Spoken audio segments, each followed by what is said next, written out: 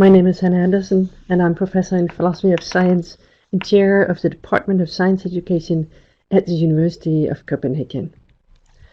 I also serve as member of the International Advisory Board of AFINO, and I look very much forward to follow the work of this network as it unfolds.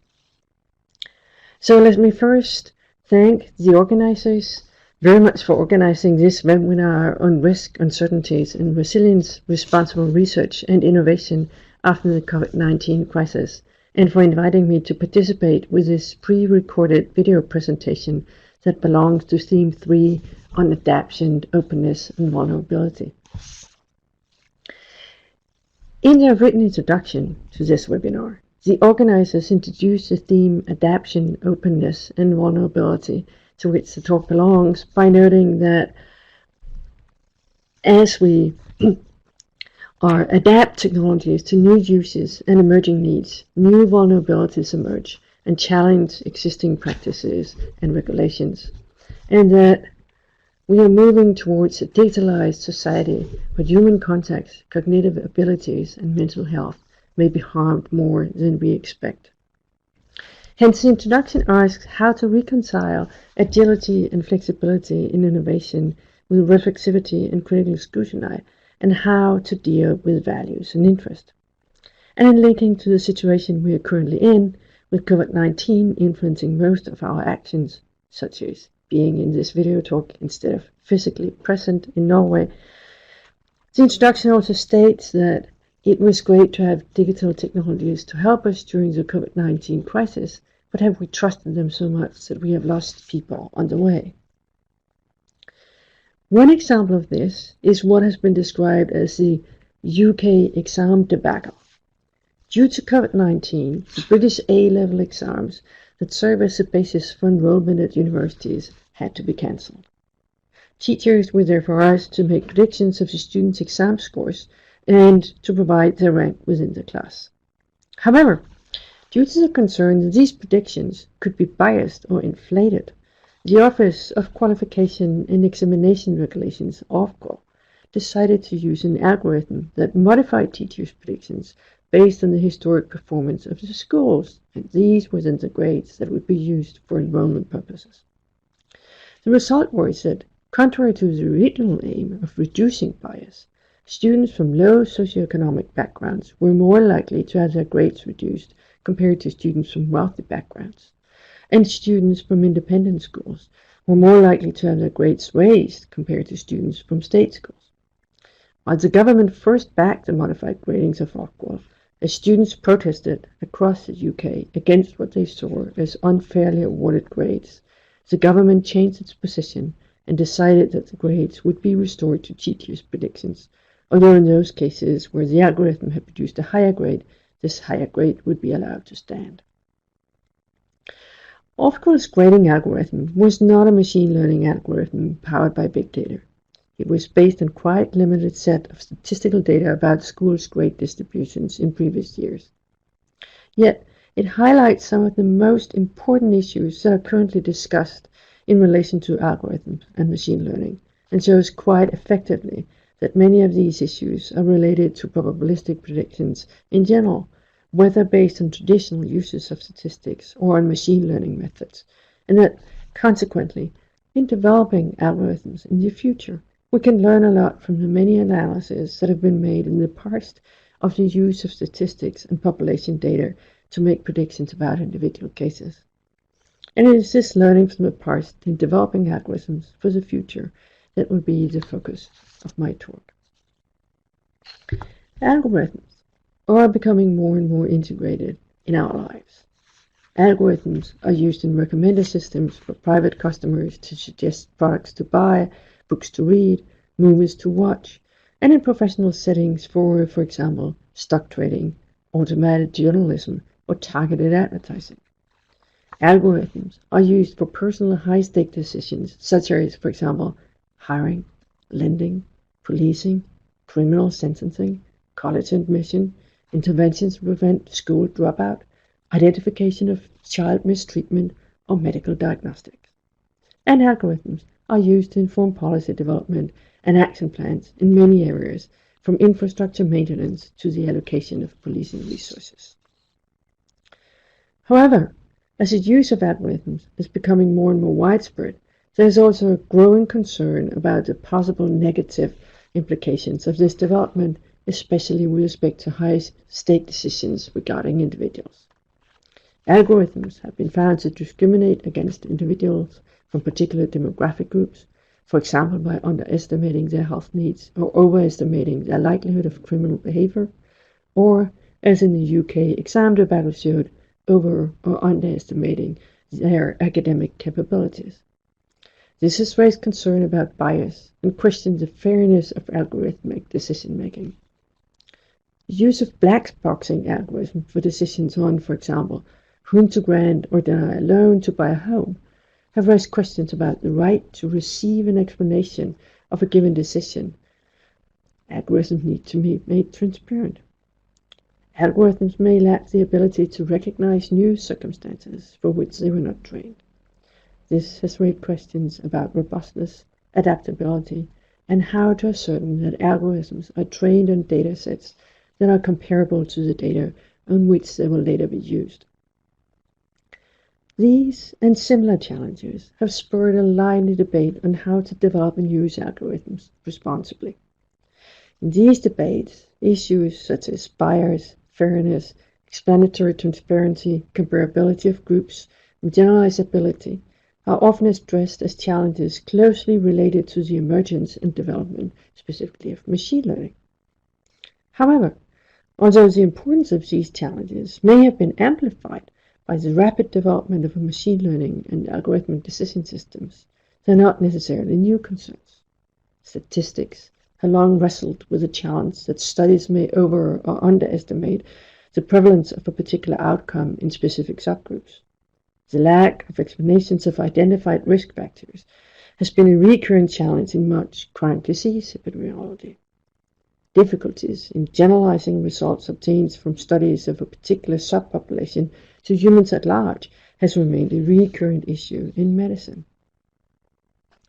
There's questions about how to develop machine learning responsibly closely resemble questions that are known from a wide range of fields: statistics, epidemiology, public health, risk communication, epistemology, ethics, philosophy of science, to name just some of the most obvious, that in some way or another have dealt with how probabilities of a given outcome for a particular person or a particular situation is computed given some characteristic of this person or situation. Yet at the same time, it seems that algorithms are now introduced in new settings that either turn some of the classical discussions upside down or requires that classical discussions are revisited to cover new situations, new aspects, new concepts, new categories. First, the probabilistic outcome is uncertain, and in deciding on the basis of this uncertainty involves a risk of error. Decisions therefore need to compare the consequences of different outcomes, and this inevitably involves values. This is an issue that has been intensely discussed in statistics, starting with a debate in the 1930s and 40s between Fisher and Pearson.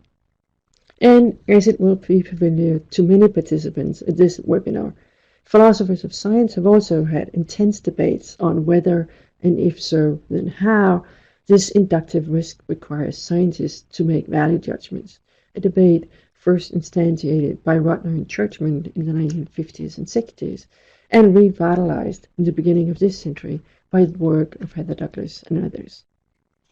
In addition to this debate on values, I think we also need to analyze the practices that arise when algorithms are put to use in new areas.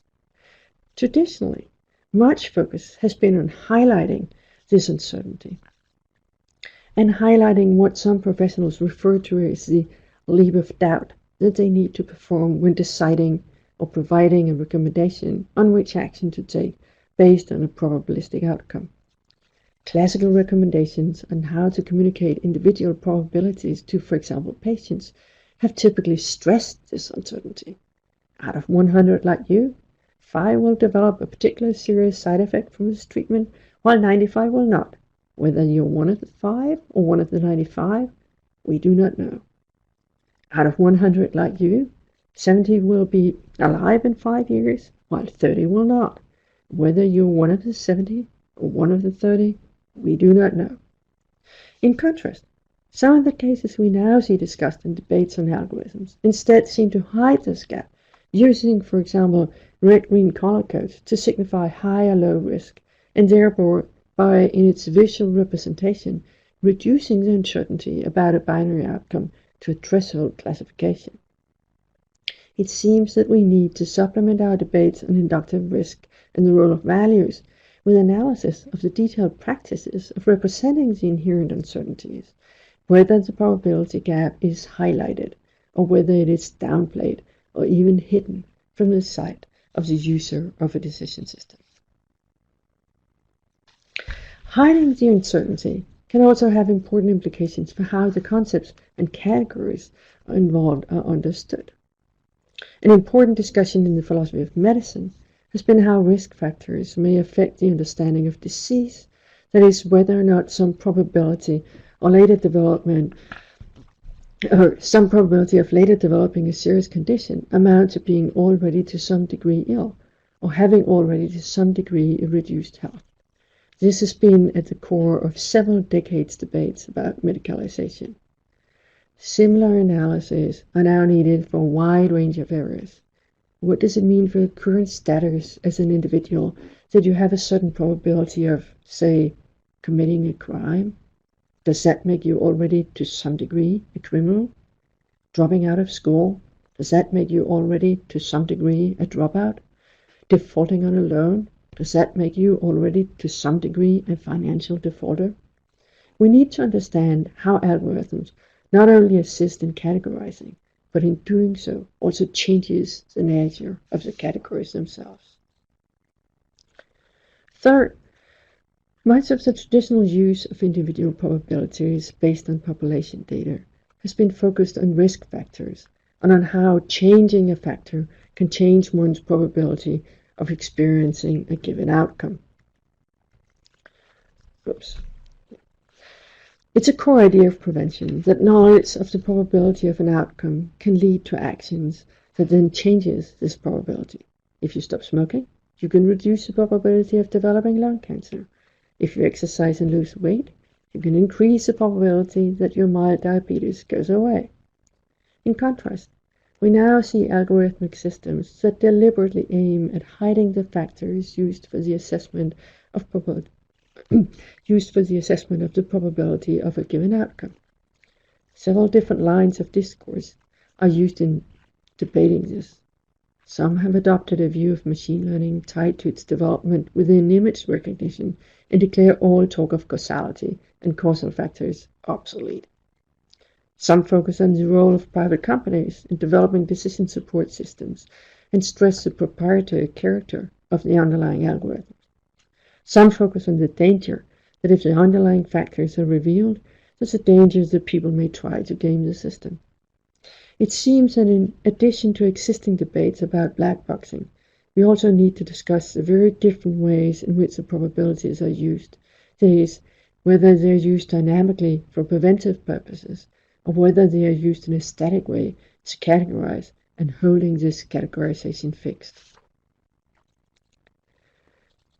Fourth, results from classical population statistics has often been used to argue for restrictive measures towards an entire population in order to obtain a statistical benefit at the population level. For example, introducing a curfew to stop the spread of an infectious disease restricts the freedom of all individuals in the population in order to achieve a positive population outcome.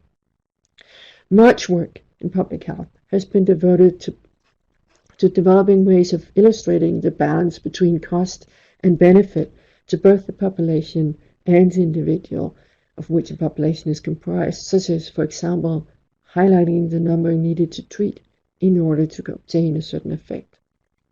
Similarly, there's been a lot of focus on the prevention paradox. There is the dilemma faced in the prevention of many diseases that many people must take precautions in order to prevent illness only in a few, and they must do so without necessarily themselves receiving any benefit. It seems that in order to develop algorithms responsibly, we may benefit from revisiting classical debates of distributed justice in prevention and examine the implications of extending prevention to new areas, as well as the implications of shifting gains and payments between individuals and populations. These are just some of the aspects that need to be examined as we develop algorithms for the future. What they have in common is that they cannot be addressed abstractly, but require attention to not only algorithms and how algorithms and decision support systems are developed technically, but also how they are put to use, how they appear to and are applied by the end user, how they affect our thinking, and when they assist in empowering and when they assist in suppressing. I hope that these are issues we may discuss within the Afino in the future, and I look very much forward to participating. I hope you'll have a great meeting.